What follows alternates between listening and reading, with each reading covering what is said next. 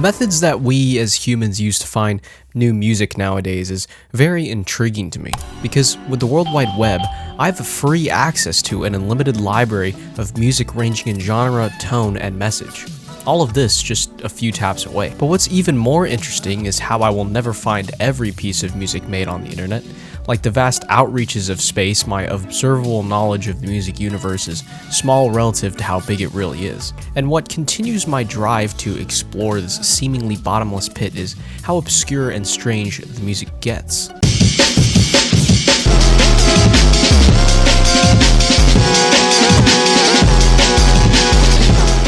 As of this video, this song only has less than 3,000 plays and 89 likes, uploaded by a user called Static Plaza Records, holding only 60 followers. And besides only being available on SoundCloud and YouTube, in the description of the song it claims that a vinyl copy will be limited to 250 of them, entirely made out of wax. It's not that hard to see why I found this so fascinating.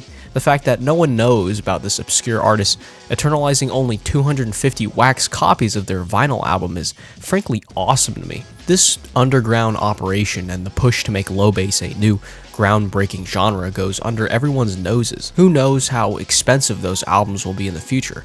And that brings up the question if there are any more music mysteries or stories going on in the internet.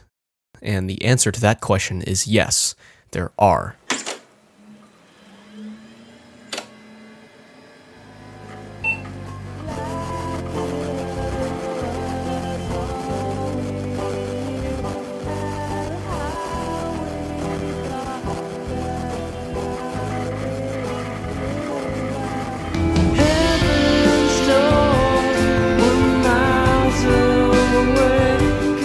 If you've been an internet music nerd for quite some time, there's a small chance you might have heard the story of Pacheco, the mysterious alternative shoegaze band that the internet tried to hunt down.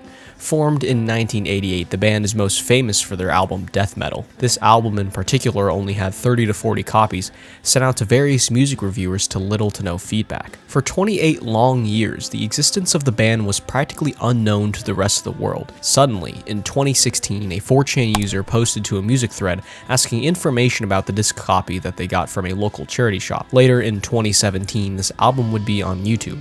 Unfortunately, both the YouTube upload and the copy the 4chan user had was plagued with disc rot, and tons of music sounded distorted and at times unrecognizable.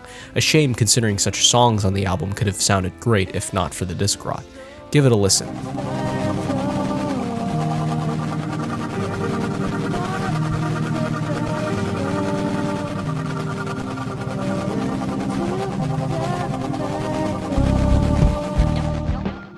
This would cause an internet-wide search of music nerds scouring for any information they could find on the artist and the album, with the end goal being that they'd finally get to listen to an album in full quality. Long story short, a Discord server was formed in 2019 to find a listenable copy, and they did manage to trace the postal code of the original disc and contacted the band members of Pacheco, who scoured to find a copy that wasn't lost to time. Lo and behold, in the year 2020, a listenable copy is now easy to access across the internet, and Pacheco are semi-active, re-releasing death metal on Spotify, even with CD-rotted songs still listenable along with the original track. All of this seems very intimidating to someone new into the music landscape. Mysterious shoegaze albums being discovered decades later, or 250 waxed-pressed vinyls of a supposed new genre of music are just really weird topics to someone who isn't into this kind of stuff. But the internet isn't always the deep abyss that it may seem. Sometimes a simple recommendation on YouTube can bring you something pleasant.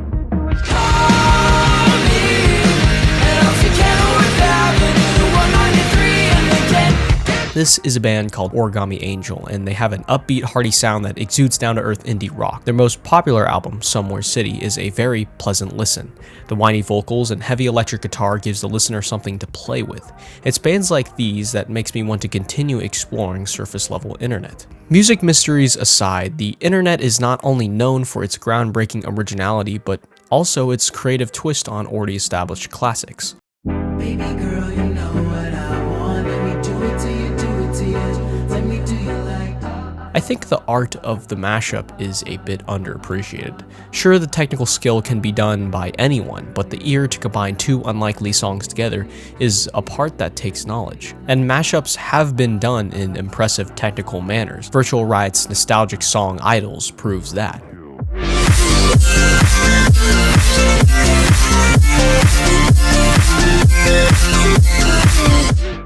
Being one of the first mashup songs I've ever listened to, the art of creating EDM tracks out of numerous songs is continued today. Mashups are also great because if you had any semblance of curiosity, you would want to go ahead and seek out the original samples of each song, thus branching you out into 2 to 100 more songs that you may like to listen to. It's served to us on a platter. It's stupid easy to find a niche for yourself, and thus I implore you to go out there and find things beyond the surface layer, beyond TikTok recommendations, beyond the top 100 billboards and popular artists, because while those things are great, nothing can be more rewarding than finding a diamond in the rough, a secret song or band that you and you only know about.